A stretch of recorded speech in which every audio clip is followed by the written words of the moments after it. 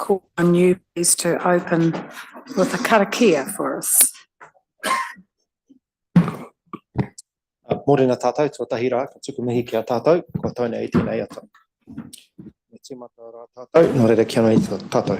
E te atua nei rā mātou hui tahina i tēnei ata. Ka tuku rā ngā whakamaumiti ki a koe, toro mai rā tō ringa ki rungi a mātou, hei āwhene nei, hei tohu nei i a mātou. Nō reira te atua tēnei mātou tēnei ki a koe, ka rori ki tōnga tapu. Amen. Amen. Thank you very much. We have no apologies. We're all here. We have no one booked for the public forum. We have a late item, the Bay Venue Board appointments and their 6-monthly report. So can I have someone move? Thank you, Bill. Seconded by Shad. Thank you. We accept that. All those in favour say aye. Against? Carried. Confidential business transferred into the open. There isn't any at this stage. Just to change to the order of business. Item 11.1, the protocol, I'm awaiting a written copy of that so I can check it. So we'll move that to later on in the agenda, and also item 11.3, the Memorial Park Aquatic Facility project will be considered after 11:15. One of the presenters is flying in from Wellington. Other than that, we'll go on with the meeting. Can we have the minutes of, let me get myself organised here, minutes of meeting held on the 22nd of April. So everyone had a look at those. Thank you, Shad, and seconded by Bill. Any comments, changes? No, the discussion on whether they're a true and correct record. Been moved and seconded. All those in favour say aye. Against? Carried. Thank you. 7.2 minutes. 7.2 minutes from the 29th of April. Any corrections to those? Pretty full minutes. Bill moving, Shad seconding. They're a true and correct record. All those in favour say aye. Against? Carried. So we'll leave 11.1, brings us to 11.2 City Centre Development Fund. Gareth. Happy to table the report as read and answer any questions, but just noting recommendation B, where we would like approval to delegate to the Chief Executive authority to negotiate an arrangement that we discussed during the long-term plan to support a student accommodation development in the city centre that is advanced in its development. I think we understand that these things take a length of time. Bill. Thanks, Chair. Don't have any issue with the report or the recommendations, apart from recommendation B, Chair. I think it would be helpful to have some threshold or minimum number of beds, just to be very clear in terms of what needs to be achieved. So I'm not sure what a magical number would be. Well, I was thinking between 100 or 120 or something like that, but happy to take any commentary from Marty or Gareth on that. Yeah, I can't remember. I thought it was 110, 120. So do you want the figure of 120 or do you want what? Just say more than 100, something like that, to give them scope. Yes, yeah, happy with that. Over 100, yep. So I'm happy to move with that addition, Chair. Okay. Someone prepared to second that? Shad? Yes, so quite a lot's happening in the centre city, and I understand, Gareth, that we're seeing a lot of bookings for activation, if you like, or for events happening, and particularly on that North Lawn that's being developed over the next 12 months. Yes, so that's the basketball court and the northern grass space is scheduled to be finished by the middle of October, early November. The first event is scheduled back in for middle of November, and then their bookings are filling fast. In that part of town, the cargo shed, which we've been up and running for a while, is flat out. So all of May and June has somewhere between 3 and 4 events every single week. And then it's a little bit quieter in the winter months, which you can imagine because it's a bit cold. But once you get to September, October, November, December are all essentially the same, not full, but 3 to 4 events every single week. So it's proving really popular, especially from a commercial point of view. Which is great for downtown businesses. Great help. Yep. Yeah, it really is. And the location of the Dive Crescent car park straight across the road makes it such an easy venue to use. Okay, any further discussion? All those in favour say aye. Aye. Against, carried. So we'll come back to 11.3. 11.4, waste management.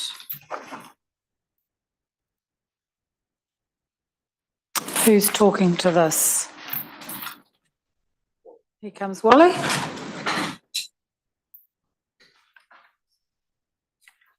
Pardon me. Good morning. I'm happy to take it as read, and if there are any questions, happy to take questions. Thank you.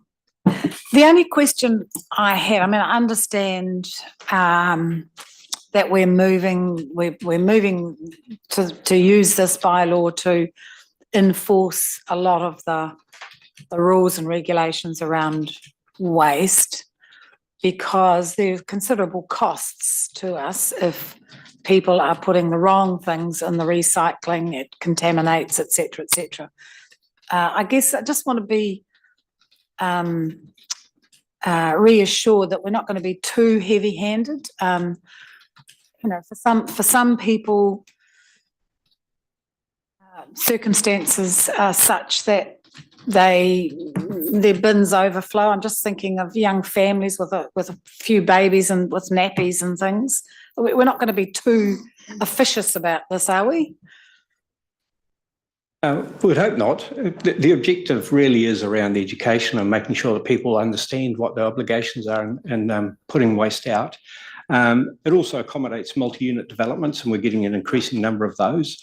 And of course, making room for bins on the roadside and within those properties, and having the ability to audit it, to be on the front foot, to make sure that the waste is being cleaned, if you like, and putting in the right receptacles so that there's no issues with the people doing or seeking to get rid of their waste, and also for us to be able to recycle it and divert it from landfill. Thanks, Wally. Hey, I've just got a question, probably along similar lines to Anne.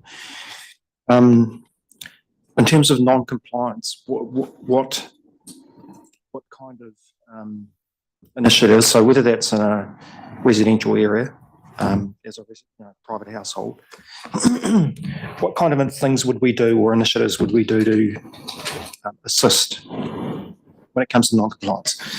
For non-compliance, initially we treat it as an educational opportunity, and they're given a notice to say that it is non-compliant and they need to do it differently.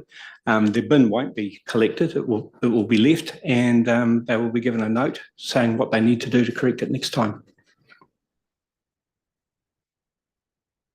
Get 3 chances, don't they? They get a label, and often someone will go and visit them and help them. At the end of that 3, then the rubbish bin gets taken away. Is that right?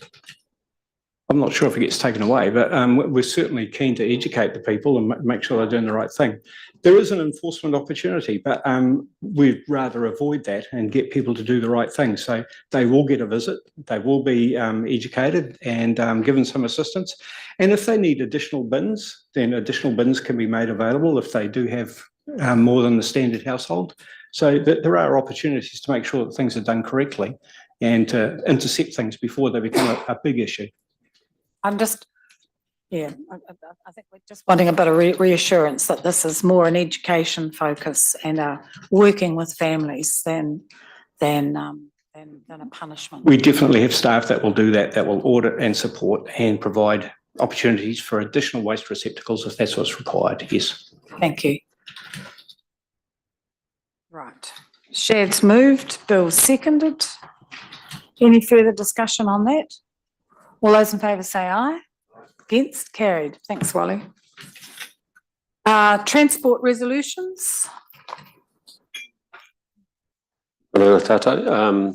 there was a team meant to be here to talk to it. I think we've raced through the agenda so quickly that I might be left to it, but I'm happy to do that. So there's two parts to this. One is the standard proposed traffic and parking controls.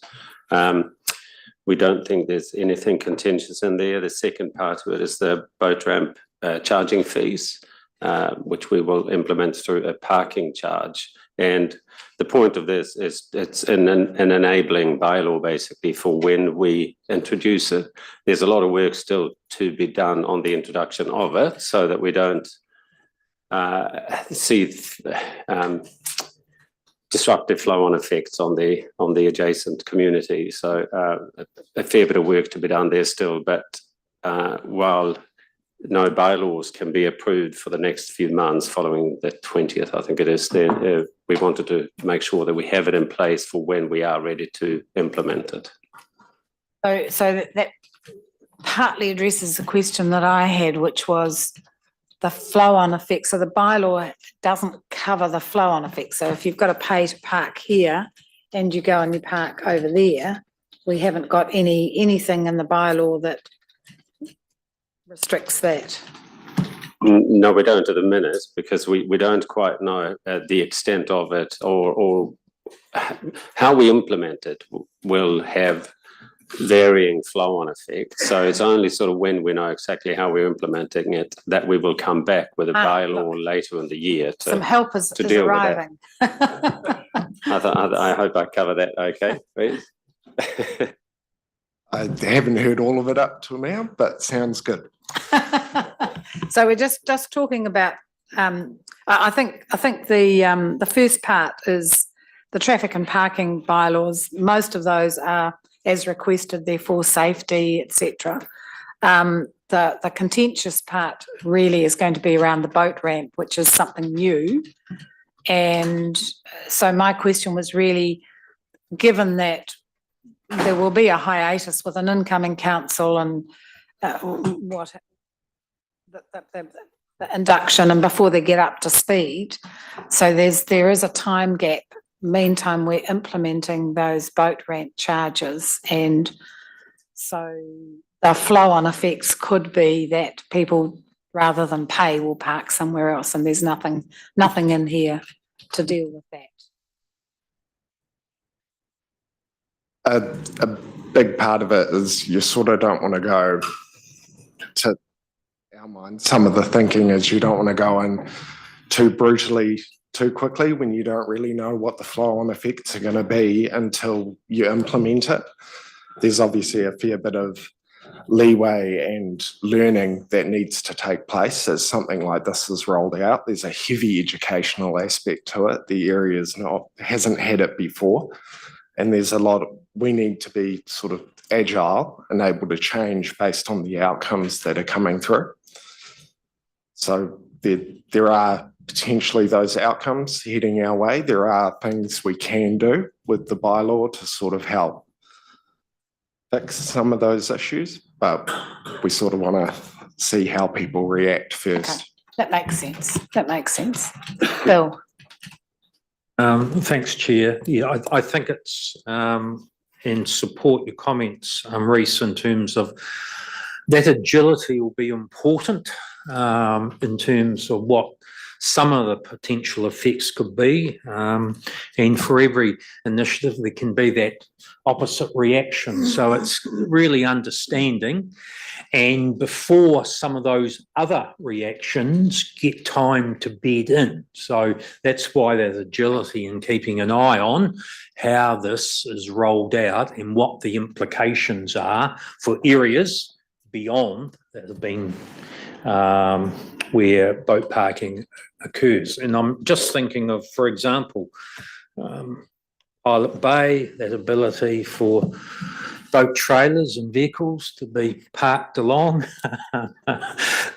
well beyond the designated parking area. So I do have, I take comfort in terms of just rolling it out and being very clear and checking on how that is actually the impacts or where they are occurring and then what action needs to occur.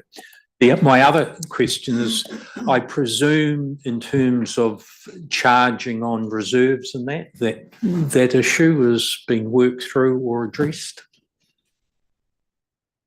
Yep, that definitely has. And there's some areas like Pilot Bay, which is mostly within roadway, but for Whareroa and Sulphur Point within the reserve, yeah. Sorry, go on. Shad.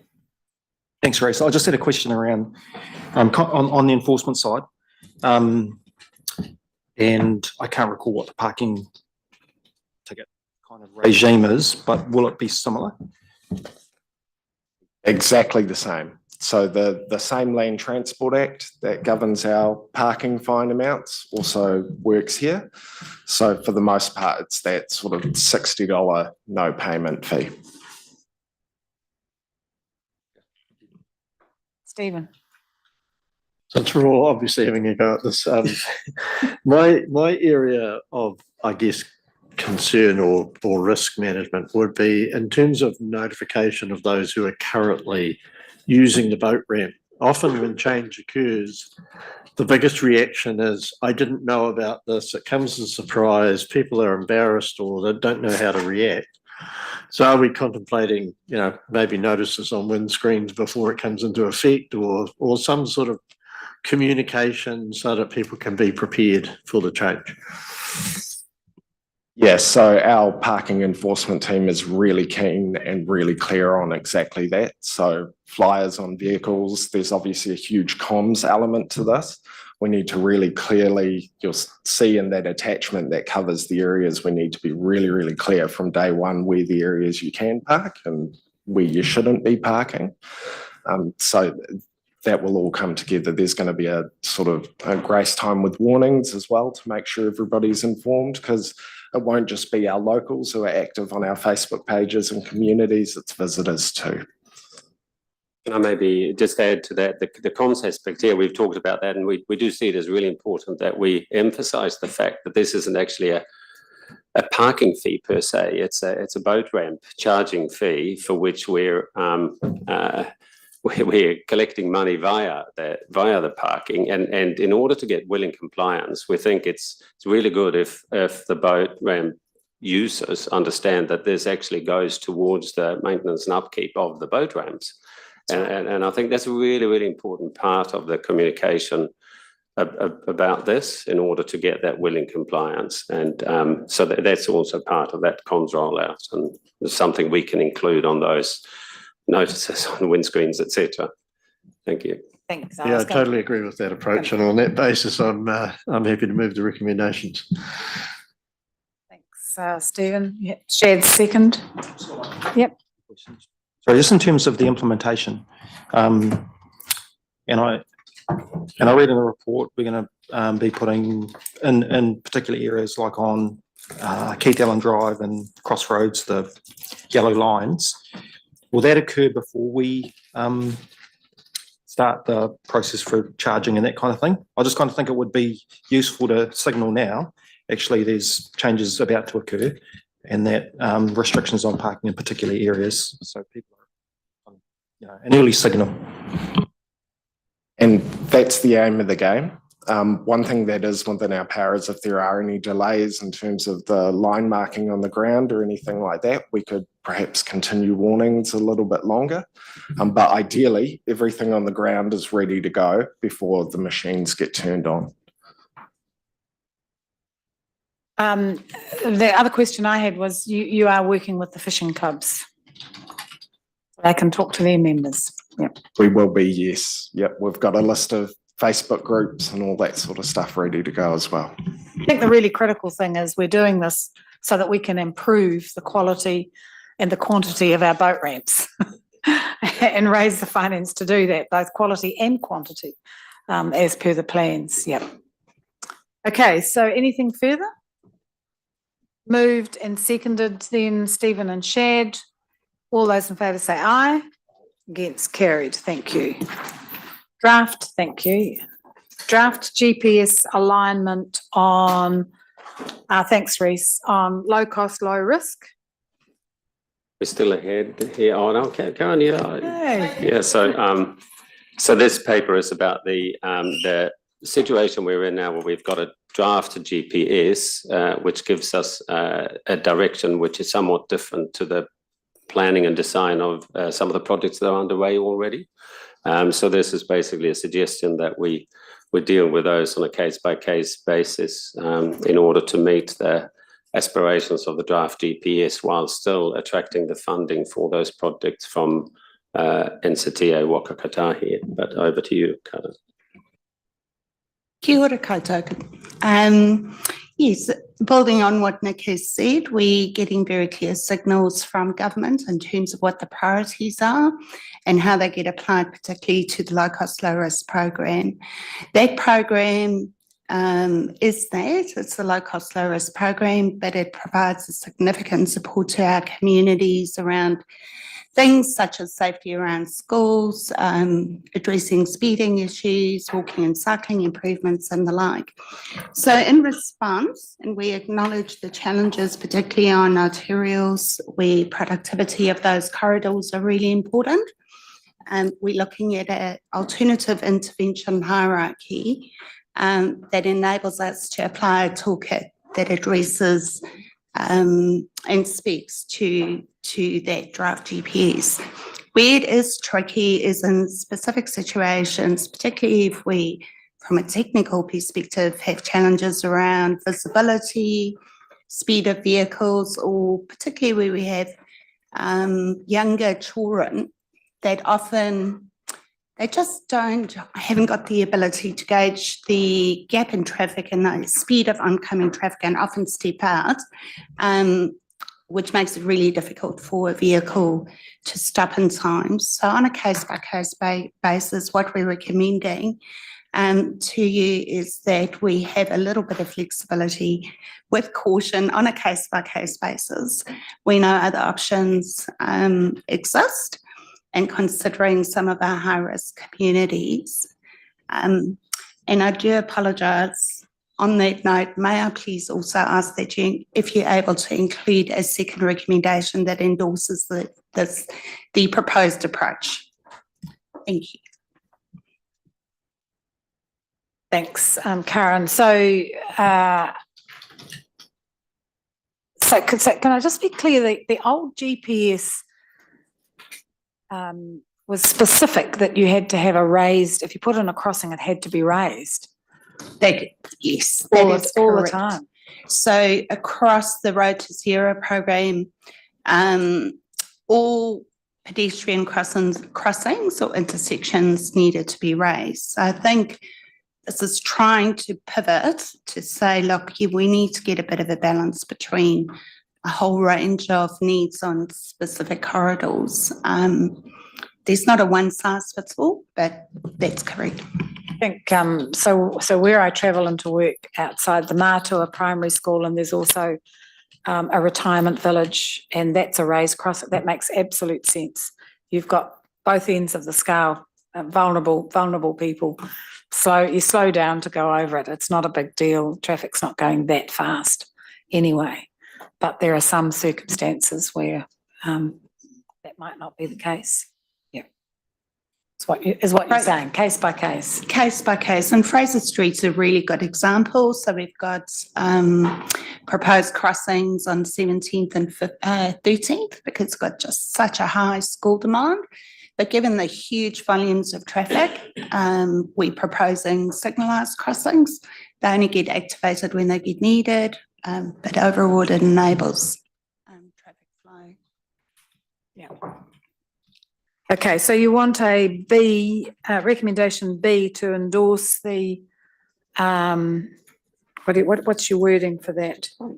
To endorse the proposed approach. Please, Madam Chair, that would be much appreciated.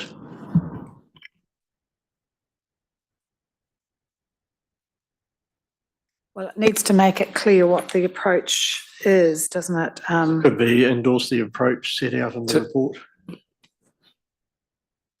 Yeah, but then people have to go and read the report to see what the approach is. It's basically a case-by-case basis for taking into account safety. Isn't it? Yeah, that's right, yeah. Thank you. I'm happy to move that if it helps. Second that. And so if I understand from this, there's some tenders that have already been let. Can't stop that. The construction's probably underway, but the rest that are outstanding now, you will be assessing, and some of them will have a signalised crossing. Some will have a pedestrian crossing that is raised because of the circumstances around it. Or alternative interventions. There's driver feedback signs and all sorts of tools that we could look at using. Okay. And just reassure us, there's been a lot of publicity that in, I think it's Auckland, where raised crossings cost 800,000 each. We're not paying that sort of money for raised crossings. Raised crossing is approximately a raised zebra crossing is in the vicinity of 150 to 250. And that relates a lot to the drainage costs, and there's always the integration costs and concrete work for footpaths, and signalised crossings are in the vicinity of 400. Again, a lot of that cost pertains to power supplies and connections and controllers and all sorts of those things. So, and we're very careful to apply the best value for money that achieves the best outcome for the community. I was positive you weren't costing 800,000. I just wanted to double check. I'm sure we could do it better than Auckland. Okay, so moved and seconded. Any further discussion? All those in favour say aye. Against, carried. Thank you. Thanks, Karen. Connecting Mount Maunganui, IBC, oh, I hate IBC. What the hell is it? What does that mean? In-depth business case? Indicative business case. That's correct, indicative, yeah. Good morning, Commission and Exec. This is the update summary brief following our previous report to Council. Oh, Neil. On connecting Mount Maunganui and the impacts of the Value, Outcome and Standards Committee of NCTA, who reviewed and then have subsequently issued guidance and advice and direction to the project team for that. So I'll take the report as read and provide summary briefing notes as we go. So the report includes a recommendation that TCC proceed with pre-implementation and implementation work as it pertains to the local road network connections and permeability within the project physical scope boundaries. What's that mean? That means Permeability. that means if you imagine a triangle area bordered by Totara, Hewletts, and then Newsom down one side, all the roads in between on the inside of the light industrial area are local roads owned by TCC. A slightly strange design aspect of that area is that it includes a really high degree of cul-de-sacs. Those roads are used by big trucks with big trailers, and cul-de-sacs don't work particularly well with that. It means once you're in, you're stuck and you can only go out the way you came back in. Permeability means that you can go through and then continue in a straight line and come out, pop out the other side. So it reduces overall congestion, traffic, and promotes efficiency and effectiveness of that movement. And at the moment, they would have to come out of the cul-de-sac and back into Hewletts and down and into Torta and then, yeah. The existing design essentially forces all traffic to take the longest, most delayed, least efficient possible route to get in and around that area. The summary of the VOS committee decision as requested as as follows. The VOS committee has noted the importance of connecting Mount Maunganui to the Mount Maunganui, Arataki, Papamoa and Wairaki suburbs of Tauranga, and the performance of the wider Tauranga local network and state highway connections. This includes the Port of Tauranga and the economic considerations and impacts around freight efficiency in getting to the port. VOS has also noted that connecting Mount Maunganui is facing funding risk with its current very low BCR, which is between 0.3 and 0.6 at the moment. And what is it normally need to, I just, from a public perspective, you would normally want to be over one Correct. in order to get funding. It's also slightly subjective, and it matters that what the BCR of the other projects that you're competing against for funding. And an aspect of this project is it's competing against the Roads of National Significance program, all of which have fairly strong BCR as well. VOS has inquired to know more detail around the staged delivery of standalone components while seeking to balance the delivery timeline and risk. And that's something I'll get to in a bit more detail around the local road improvements and Horizon 1. They've also requested that the project team provide options to the NCTA board on the staged approach in further detail, and advocated that the project team evaluate the current recommended option against other options that were considered in the IBC that are perhaps able to present a lower cost around specific components or in total, and could be reconsidered in a staged approach to provide outcomes at various times. Should a new option be put forward from that process, that the IBC be adapted and then resubmitted to the VOS committee for reconsideration. In further detail, the early implementation option around doing the pre-implementation and implementation of local road components early in a bit further in further detail relates to Horizon 1, which is set out in the previous report, which is part of the current staged approach. That potentially could see TCC proceed with works to reduce, primarily to reduce the congestion pressure on Hewlett's Road. That is completing the connection of Te Māori Street to Newton Street, that's within the triangle, as an alternate route for throughput and permeability. The land required to complete this connection is currently owned by TCC already.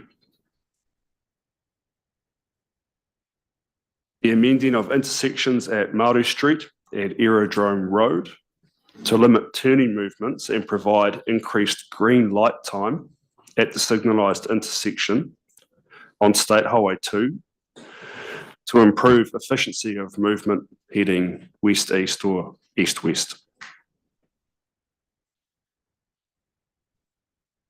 In addition to this, funding for these works, potential works, is not confirmed yet by NZTA, and it would be expected to amount to approximately 3 to 5 million. It is expected that approval for works relating to Horizon 1, funding for those works would be sought when a revised IBC is submitted back to the NCTA board. Our hope is that that would then allow us to keep moving ahead with local road improvements, while the remainder of the business case, the second phase, the DBC phase, the detailed phase, is completed by NCTA. And it means that TCC and NCTA are in agreement then about co-funding those phases, and that we're both committed to moving ahead shoulder to shoulder, but getting ahead on time to improve those, at least make some good outcomes ahead of time rather than waiting for the full process to be completed. The detailed next step direction from the Values, Outcomes and Standards Committee is that the NZTA project team prepare a detailed scope of work for the above actions as soon as possible. That work is underway now.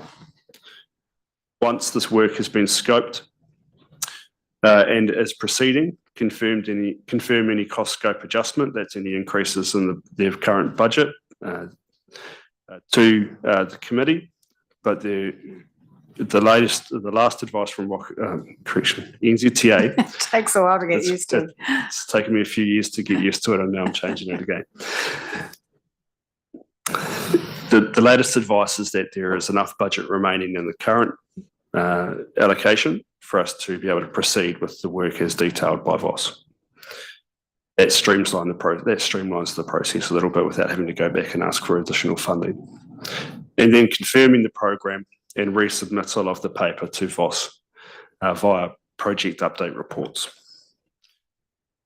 In summary, the project is still very well aligned with the draft GPS for land transport. It's just that it suffers from a low BCR in comparison to those other projects that it's competing for funding against. A further report to council will be provided when the updated IBC is presented to VOS, and then update briefs to follow pending decision from that committee and the NZTA board. Neil, did you want to add anything to that? Okay. So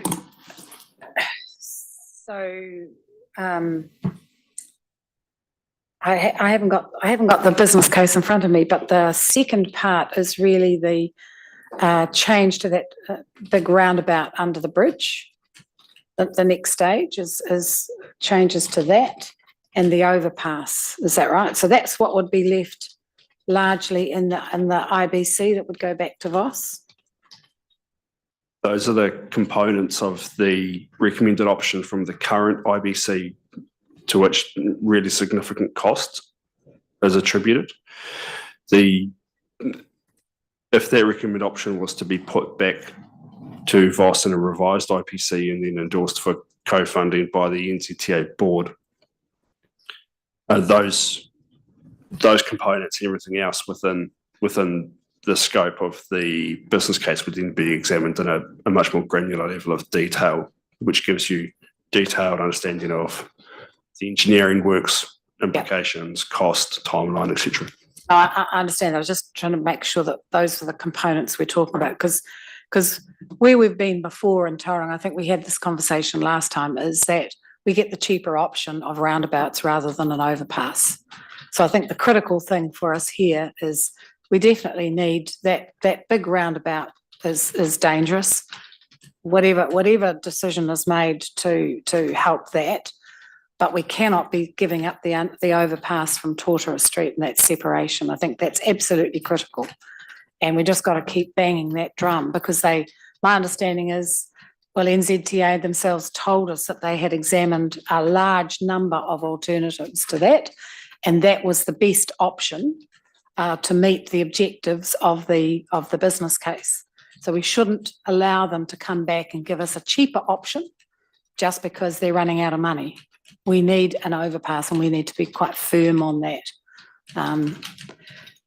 So where you are at the moment, what you're proposing here is you get on with stage one. I don't understand why that first bit doesn't include that a T2 or T3 in the existing bus lane on Hewlett's Road.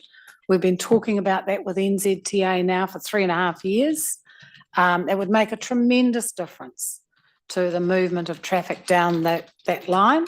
And the other is the traffic lights at the marina entrance, which also stops the traffic. And I don't understand why that isn't in stage one as well, having another look at that, because I'm sure those triggers have been met. But I think it makes absolute sense to get on with Tamari Street. And just to be clear, the intersections at Maru and Aerodrome Road, I just was looking on my GPS, that would be a left out and left in, is it? Is that right? I just can't remember what was proposed. That's, I'm just referencing the GPS in my imagination as well. Yes, that's correct. Left out of Maru and left out of Aerodrome. So joining traffic would meet and continue with the existing traffic flow, which is enhanced by a greater green phase at those lights. So more movement, less waiting. So if you come out of the airport, you've got to come out of Jean Batten Drive to that light rather than go around Aerodrome Road. Yep. Bill. I'm quite happy to move the recommendations, Chair, but just a couple of questions. Tom, did I hear you clearly that the proposition then in terms of those Horizon 1 activities outlined in recommendation C, that the revised IBC will need to go back to NZTA before there's any consideration in terms of that co-funding for the link to Newton and the optimisation of the roundabouts? And if that's the case, what's the time frame for that to occur? Because quite frankly, I see what's outlined here is the opportunity to actually get on and get some of this underway as fast as possible. And as a reasonably frequent user of Maru Street in that area, what's proposed here, it can't come quick enough as far as I'm concerned. So that's the first one. And then my other question was, I was unaware that we already own the connection or the land in terms of the Tamari Street extension, and perhaps why we hadn't looked at this earlier, and whether the reason for that is because we're all tied up with the business case process. First part first, we do need to go back to NZTA to confirm the funding for those local network connections if we are going to seek to share the costs of that with NZTA under the umbrella of the Connecting Mount Maunganui project. As for the timeline, I'm not yet sure. That will come from the detailed rescoping and program that the project team is currently undertaking to confirm back to the VOS committee for confirmation of that program and a timeline for resubmittal of the IBC, which will include a request for funding related to the Horizon 1 local network components. The second part, Tamari Street. From memory, I think we've owned that for about 4 years. And it was purchased in anticipation of this project a few years ago. That we own it already does give us the ability to bring those or that particular part of the works forward in the program. But unless we're going to proceed with that at 100% local share, we do need to wait for the decision from NCTA to co-fund, which is, I know the dynamic that we seem to always end up in is if we need it early, we have to pay for it all.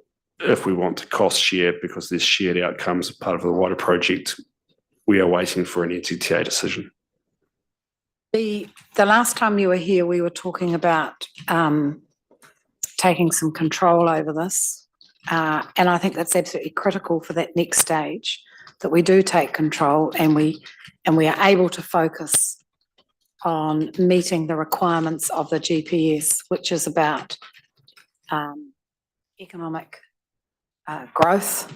That's the getting the traffic in and out efficiently from the port, the biggest export port in New Zealand, which currently comes out into one of our major arterials linking 70% of our employment and again, used by a large majority of our residents to get to and from work, home and school.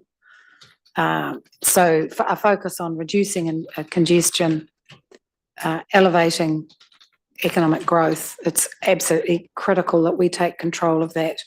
And it's not about walking and cycling and mode shift. That's all part of that, but the emphasis is on that economic growth. And only if we are leading it can we insist that that's what we're doing. Otherwise, we'll never get the BC up high enough, and we won't meet the GPS requirements. I think the pre-implementation and implementation work proceeding ahead of time is our opportunity to be able to lead those components of the project, deliver some positive outcomes for the community ahead of time rather than waiting for the full DBC to be complete and approved for the major state highway works, inclusive of the two major components at either end of Hewlett's, the Tauranga intersection and the dual roundabouts with the rail line. Is there any chance of investigating a T2, T3 use of the bus lane down Hewlett's Road? I think there's every chance of including that. Want to add that into your recommendation? Let's put in a D. Neil? Can I just offer a few headlines in the strategic positioning? So firstly, on behalf of Jess Andrews, NZTA, she offers an apology. She wanted to be here, but she's off in the Gold Coast, living it up. But a couple of headlines from me that I think you should take away. One is that Jess and I are aligned, so our partners are on board. I just want to slow down in terms of making this more complex by adding other parameters to it in terms of furthering the discussion. A couple of headlines. We support the Horizon approach. So we think that the order of works that's presented in the IBC is correct. Jess and I agree furiously that this can be led by TCC in order to deliver the early horizons. However, let's put our negotiating hats on. All of the money that TCC spend is a benefit to the state highway, and therefore I'm driving that NZTA will contribute all of the cost, including what we can get regarding the land costs back, because everything we're doing is in order to free up NZTA's asset and make it perform better. So we need to keep our bargaining hat on until we actually get feedback from NZTA board. The only way of getting to NZTA board is when the VOS are happy. And I think we should just reiterate that the VOS are asking us to reaffirm that we have explored all of the affordable options, and we are presenting the case, which gives us what still looks like a pretty awful BCR, but it is actually the solution, and it does have the components in it. So the message from me is, I said to you last time, following the process is the fastest way for the big ticket items, the grey separation and Gulf Road roundabout, Hewlett's Road, safety improvements. We will lead on moving the Tamari link and the local road improvements based on affordability and how that will come out, because they aren't ring fenced in the LTP at the moment. So we're going to have to move our internal funding priorities around. And I want to see the NZTA make their contribution to those fairly in order to get network benefit rather than just local roading benefit. So there's a bit of work to do there. If we don't go through VOS, we won't get to board. If we don't go through board, we won't get to NLTF. So we do need to follow and respect the process. Our team will drive and have those early works ready to go when we get in a position where we can make a call on how much we can contribute locally in order to keep it moving. So you recommending that we don't complicate it by adding in the T2, T3 lane? I think that's a network strategy which is already being considered as a part of the whole benefits. It won't get, I mean, the early horizons have the Monganui Road connectivity. It has all of the elements of multimodal. I don't think we need to make a recommendation outside what we've already got. I think we should note that we support the horizons and how they're presented. What do you want to do?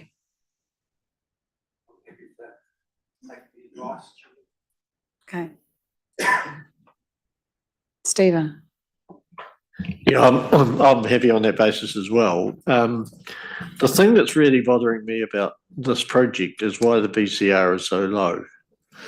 Now, I understand there are significant costs involved with the grade separation and the roundabout, but it seems to me that the benefits must be undercooked in some way. And what's inhibiting the proper recognition of the economic and wider benefits in the assessment of the business case? Because if those projects, if the investment make a difference, you would expect the benefits to be recognised in the BCR, and they don't seem to be. So what is it that we're not counting that we should be counting? Following the last discussion, we went away and said, okay, if we were to bring in fresh resource, new specialists, who would we bring in? And we came to the conclusion quite quickly that we have the people that we would have brought in as additional resources. Message from Jess is let's not get hung up on the BC. This is a reassurance process, not a change the report process. It is expensive. It doesn't stack up. The wider benefits of the whole area will still put this project as priority one. We talked about this last time. If we go through another TSP process and still look for the biggest, most influential project in our local network, it's going to be Hewlett's Road. I think we just need to reassure the VOS that we've done our homework and it's correct. That's my advice. I understand where you're coming from, Stephen, on wider economic benefits. I'm worried that if I accept that that is the decision-making criteria, I'll put another year into the process in order to come up with a 1. That's my concern. I don't think we need to get to a 1 in order to demonstrate the fact that the project stands on its own right. Okay, I accept that, but it does have implications for how we're assessing these projects in a more strategic sense, doesn't it? It does, and again, to reiterate, we've got a VOS at the moment who are trying to demonstrate outcomes and standards to a draft GPS. They're in the headlights as well of all of the different things that they're now being asked to demonstrate. The timing is awful. My concern is that if we accept that we have to come up with a BCR of 1.1, it will take us forever to get there. It won't change the horizons. We can get on with the Tamari link and the early works now. I suggest we identify, let's put pressure on getting the early horizons accelerated as pre-implementation scope, and we follow process. And if that means that we end up going back for a whole economic, let's only do it on the big 2 ticket items, which is Gulf Road and the flyover. Let's not do it on the other smaller items. That would be my recommendation. So just to be clear, if we accept what you're saying, makes sense, follow the process. So we pass this today, you get on with the design then of Tamari Street and the changes to Maru and Aerodrome Road and negotiate with NZTR. Do we have to go back to the board? Does it have to go back to the board to get funding to actually, or do we have to wait for that to be included in the new NLTP to get funding in the new year under the new GPS? Correct. We do need to wait for the NLTP and the NLTF to be confirmed for that funding to be locked in. And is that a delay, or are we working on the inevitable design, and is that all going to can that all proceed while we're waiting for that final decision to come out? It can proceed. An important relevant decision to that would be seeking NZTA agreement that any of that work that's undertaken in advance receives applicable co-funding subsidy of 51%. Or more. We're in that same situation where, in order for us to accelerate, we'd have to take risk on the cost of developing the outcome scheme. We'd have to take risk on that, and then we'd get into the whole discussion there around retrospective funding again. Under the NZTA's program at the moment, the detailed business case for this is not due to start until later this year, after the decisions are made around the funding. I do believe that the VOS are just asking us to check and double check that there is no cheaper alternative that's been missed. We can work on how much we have to contribute in order to get Tamari Link accelerated so that we can go early, but I'm still going to make the recommendation that we don't do too much until we get some kind of assurance that the costs are going to be covered, not just the costs of the physical work, anything associated with land and anything associated with design services and my team's time. It's a very similar topic to the other major projects which are going through process. So then should we be asking the NZTA to confirm, given that they've asked us to do this work, that they're going to fund it retrospectively if we get on and do it? Because we have the letter of best endeavours that if they say no, then we invoke the Crown to sit round the table and talk to us about how it's going to be funded. Yeah, Jess and I agree that this is the right thing to do by accelerating Tamari Link and letting us deliver it. She agrees with that. Letter of best endeavours doesn't get honoured unless the NZTA board underwrite the business case. You have to have that milestone achieved before the letter of best endeavours can be initiated. It's a very clear clause in the letter. So we have to go through this process. Yeah, through you, Madam Chair. How much are we intending to spend in the next short while before we know whether or not NZTA are going to fund their share of either the design and or construction? You're asking questions that we haven't discussed, but I believe we're still operating within our approved budget at the moment. And he's nodding, so good answer. Yeah, but that budget, is that budget subject to FAR contribution or is it solely ratepayer funding? That's right. It's that budget's subject to co-investment, so the FAR applies to that under the banner of the IBC phase. But it does only get us to the DBC submission of the next major milestone. It doesn't take in consideration the costs of accelerating the Tamari Link and us doing it. We would have to renegotiate all that. It gets us to the next known landmark in the NZTA process, which starts the DBC process.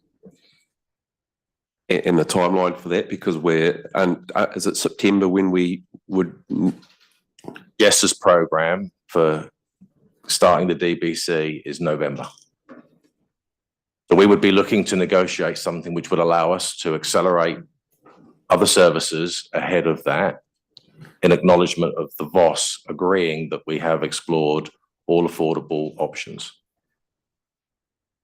And we're sitting in the driving seat of that process. Jess and I agree on the principles that TCC are well positioned now through a change in the organisation structure to get on and get stuff done in the physical works. So we would like the opportunity to lead by example, providing the costs are agreed. All right, okay, so look, currently I've got it moved by Bill, I haven't got it seconded. 6, 7.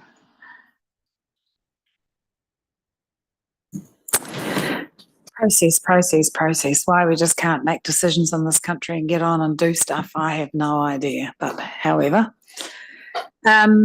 Okay, anything else? Clear as mud? No, we're not. We're going to take the advice from the staff. We don't want to complicate it even more, slow things down even more. All right, I'll put that motion then.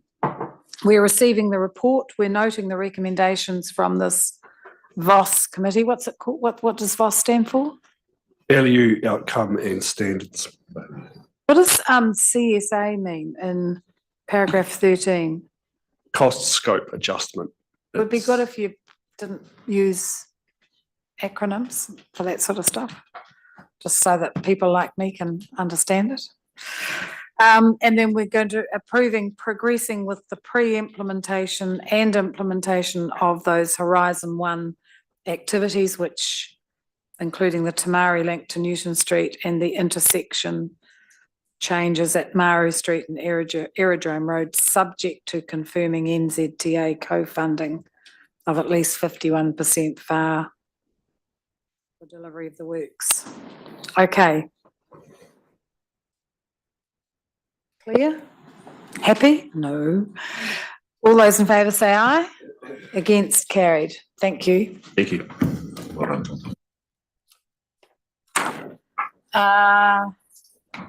CCO's statements of intent. And there, they were in the big pile of attachments. Lorena? Lorena, apologies, Sanjana's got COVID, so I'm here in her place this morning. And I've also realised while reading through the report, we probably should have put the specific REM changes for Te Manawataki o Te Papa Limited Board in the resolutions. So I'm wondering if we can do that now. Isn't that H, a minor board member remuneration increase? Apologies. Yeah. Is that H? But I was wondering whether we should probably put the specific amounts just to be clear. Yep. So going from 40 to 45 and from 80 to 90, if that's okay. Yep. Other than that, take the report as read and happy to answer any questions. Thank you. Any questions? Any questions for Anne? They're pretty straightforward. We've made good progress. So, Bill, you're happy to move that with the addition of, approving the board member remuneration increase 40 to 45 for board members and 80 to 90 for the chair? And Stephen will second. Any further discussion? I think, in fairness, the scope has widened quite dramatically, and we've put the Memorial Aquatic Centre and the Cameron Road under their purview in order to get those that commercial discipline and that expertise of oversight of those major projects, major expenditures for the city. I think it's pretty good value for the sort of expertise that we're getting. Okay, all those in favour say aye. Against? Carried. Thank you. So we go back to 11.1, which is the protocol around the civic whare. We have the written attachment in front of us. Apologies, that seemed to be overwritten in the agenda.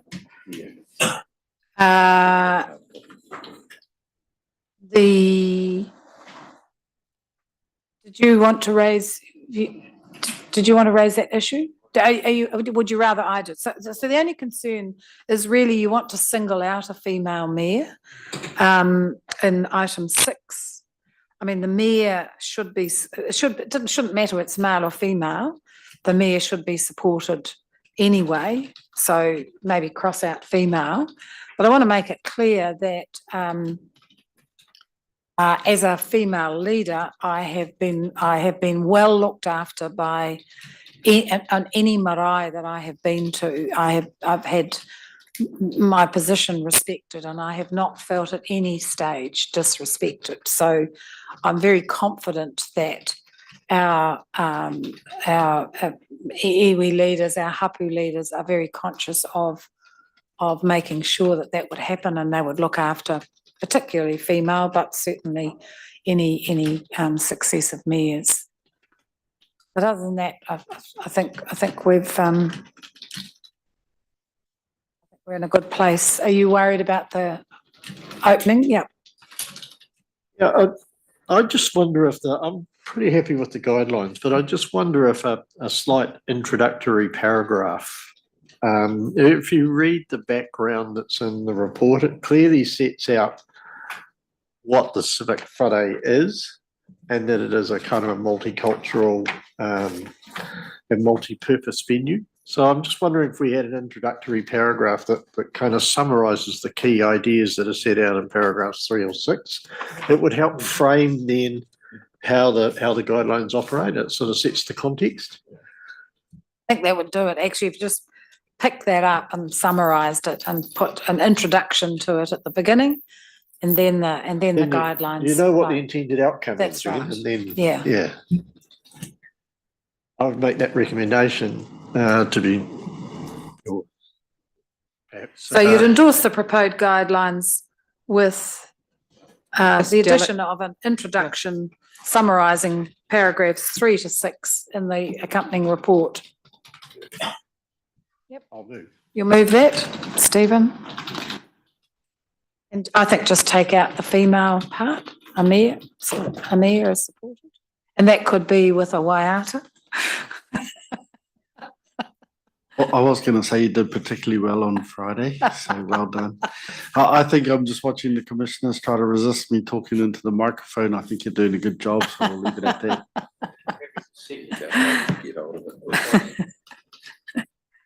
Okay, so it's moved by Stephen with the addition of an introductory comments and seconded by Bill. But other than that, I think you've done a good job, really good job. Chad. Just wanted to add one thing in there as well. I'm not sure whether it needs to go into the document itself or maybe another recommendation. I think at some point, maybe after 12 months, particularly for our new councils, maybe to have a review, look at a review of, see how it's working and see how it's, for a new council and for money. Review after 12 months? 12 months of operation? Yep. Is the mover and seconder happy to add that in? Okay. Yeah, that's a good idea. All right, so with those alterations then, any further discussion? All those in favour say aye. Against? Carried. Thanks, Carlo.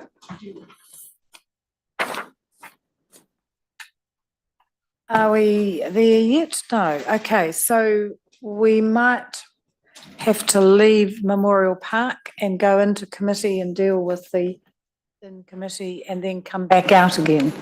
So the Memorial Park will be, we won't have anyone until about 11:15.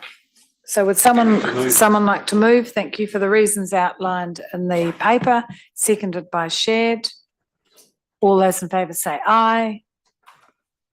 All those in favour say aye. Against? Carried.